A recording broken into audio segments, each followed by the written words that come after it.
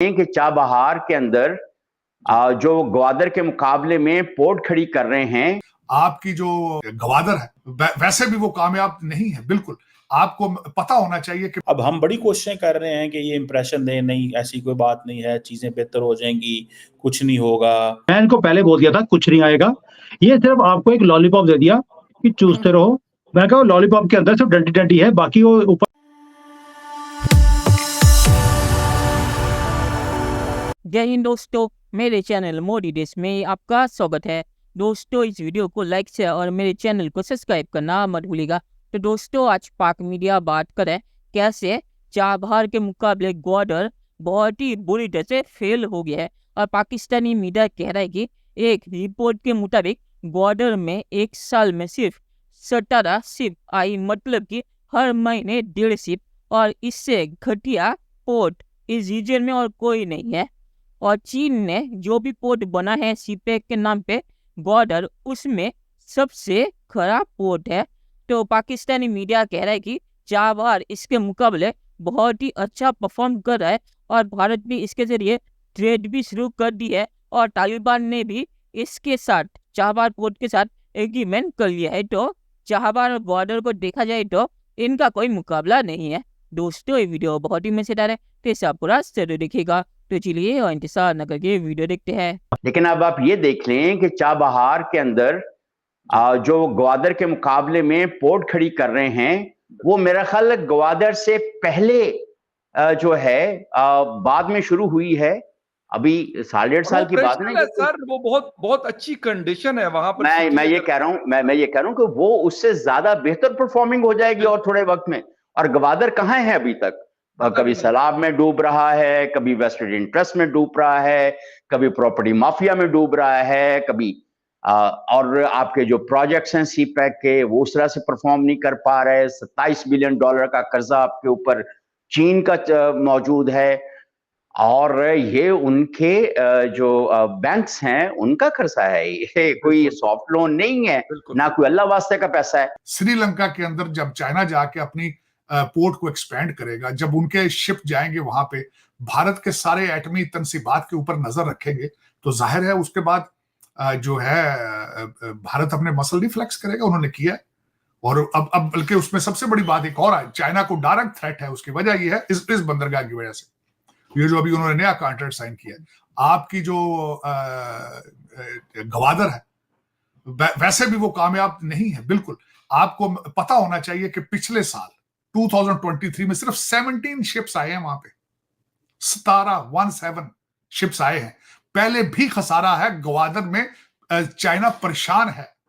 एक तो आपने वहां से पिज़्ज़े बनाए, आपने लूटा उनको, आपने कपड़े उतारे चाइनीज को, फिर उनके शहरियों को मारा, आपने हिफाजत उनकी नहीं की, और उसके बाद वो सी पोर्ट कामयाब नहीं है। सिर्फ 17 इस वक्त 4-5 के करीब सी पोर्ट्स हैं, 4 हैं मेरा ख्याल है जो चाइना ऑपरेट कर रहा है इस रीजन के अंदर। कुछ अफ्रीका में है, कुछ श्रीलंका में, इस तरह। उसमें सबसे ज्यादा नाकाम जो है वो आपकी ग्वादर है। सिर्फ 17 शिप आए हैं 2023 में, गूगल करके देख लें आप। तो वो जो 17 आए थे वो भी नहीं अब आएंगे। उसकी वजह यह है कि अब वो बहुत बड़ी शिप जो है, बहुत बड़ी सी पोर्ट बना रहा है भारत। दूसरा उसमें सबसे बड़ी सिग्निफिकेंट बात यह है कि जो भाईजान अमेरिकन परेशान क्यों है उस सी पोर्ट की वजह से, उसकी वजह यह है कि वो इस वक्त 3 चीज, भारत जो है वो रशिया के साथ सीधा ट्रेड करेगा और जो बाल्टिक स्टेट्स होंगी वहां से सी पोर्ट्स, और जो वेस्टर्न कंट्रीज हैं कंप्लीटली कट ऑफ हो जाएंगे। हमने जो बलोचिस्तान के अंदर जो ग्वादर शहर बनाया वो इसलिए बनाया ताकि चाइनीज आए, कारोबार करें, यहाँ पे बड़ी सी पोर्ट बनेगी, बाहरी जहाज आएंगे और यहाँ पे लंगर अंदाज होंगे, डॉक करेंगे, एक्सपोर्ट होगी, इंपोर्ट होगी, और जनाब हम मुकाबला करेंगे दुबई का, हम मुकाबला करेंगे बाकी खित्ते की जो पोर्ट्स हैं। अब हो ये रहा है कि चीनियों को मिलिटेंट्स ने इतने हमले किए, हम उस ग्वादर को संभाल ना सके और ग्वादर जो है वो डूब गया। और ग्वादर नहीं डूबा, ग्वादर के इर्द गिर्द उसके साथ साथ पाकिस्तान का जो मुस्तकबिल है वो भी, उसके भी मसाइल जो हैं वो आ गए। अब हम बड़ी कोशिशें कर रहे हैं कि ये इंप्रेशन दें, नहीं ऐसी कोई बात नहीं है, चीज़ें बेहतर हो जाएंगी, कुछ नहीं होगा, हालात ठीक हो जाएंगे। लेकिन मैं आपको ये बात बताऊं, हालात ऐसे ठीक नहीं होते। जैसे हम हालात ठीक करने की कोशिश कर रहे हैं। हमें इन चीज़ों को थोड़ा-सा समझने की ज़रूरत है। हम श्रीलंका की तरह, श्रीलंका डिफ़ॉल्ट होके अच्छी पोज़ीशन पे जा रहा है, हम क्यों नहीं पहुँच रहे? ये क्या हम मिलिटेंट से पूरी ज़िंदगी इसी तरह लड़ते रहेंगे? पाकिस्तान की जो पॉलिटिकल पार्टीज़ हैं, जो मरकज़ में इस्लामाबाद में ऐसे लड़ रही हैं जैसे पाकिस्तान के बाकी इलाकों में सिचुएशन बड़ी नॉर्मल है। भाई इस्लामाबाद के बाकी इलाकों में सिचुएशन नॉर्मल नहीं है। पाकिस्तान के बाकी इलाकों में सिचुएशन नॉर्मल नहीं है। आपको याद होगा कि इनके यहाँ पे बड़े भगड़े डाले गए थे जब इनका टेम्पररी प्रधानमंत्री यहाँ पर आया था परमानेंट डील करने के लिए चाइना में, और रेलवे का कोई प्रोजेक्ट इन्होंने 70, 80, 100 बिलियन डॉलर का अनाउंसमेंट भी करवा दी थी। क्योंकि वो टेम्पररी प्रधानमंत्री ऐसा था कि जब भी रहा वो, वैसे तो लग रहा था कि परमानेंट वही रहने वाला है, लेकिन 300-400 बिलियन डॉलर्स की तो डील्स पूरे दुनिया में कराया और चाइना से भी कराया। और इनकी कंट्री में इतने शो हुए हैं, आरजू जी ने भी किया था, ओहो 50 के बाद 100 आ रहा है, 100 के बाद 200 आ रहा है। बाकी मैं इनको पहले बोल दिया था कुछ नहीं आएगा, ये सिर्फ आपको एक लॉलीपॉप दे दिया कि चूसते रहो। मैं कहा लॉलीपॉप के अंदर सिर्फ डंडी डंडी है, बाकी वो ऊपर जो होती है लॉलीपॉप के, वो ऑलरेडी चाइना खा चुका है। आपको कुछ भी दिया नहीं है, कुछ भी आने वाला नहीं है आपके पास, वही हुआ। चलिए दोस्तों, इस वीडियो में बात करते हैं। तो बॉर्डर का कोई फ्यूचर नहीं है और चीन को भी ये मान लेना चाहिए। चीन की ईगो बहुत ही ज़्यादा बड़ी है और चीन मानने को तैयार नहीं कि सीपेक प्रोजेक्ट पूरी तरह से नाकाम हो गया है।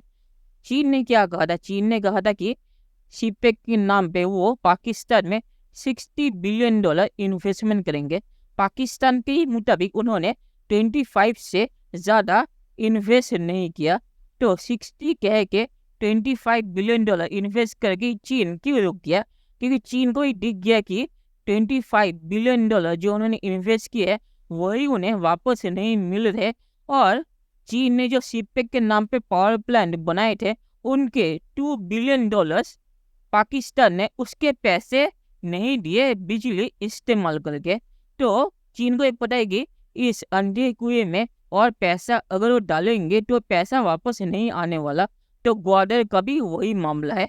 ग्वादर का भी कोई फ्यूचर नहीं है, क्योंकि ग्वादर को जिस चीज़ के लिए एक्सपोर्ट करने के लिए बनाया था, एक्सपोर्ट करने लायक कुछ है ही नहीं, क्योंकि सीपेक के नाम पे सिर्फ पोर्ट को कुछ बनाया गया, एक एयरपोर्ट बना और पावर प्लांट बने जिसके बिल पाकिस्तान नहीं दे पा रहा। तो ये प्रोजेक्ट पूरी तरह से नाकाम हो गया और चीन को ये मान लेना चाहिए। और आखिर में मैं ये कहूँगा कि सीपेक का कोई फ्यूचर नहीं है। पाकिस्तान को पता है, पर पाकिस्तान अपनी ईगो के चलते और चीन भी ये मानने को तैयार नहीं है। तो इसमें जितना पैसा लगा दे कोई फ़ायदा होने वाला नहीं है। तो चलिए देखते हैं कि फ्यूचर में क्या होता है। दोस्तों वीडियो देखने के लिए बहुत शुक्रिया, और हमारे चैनल सब्सक्राइब करना मत भूलिएगा। Thank you very much.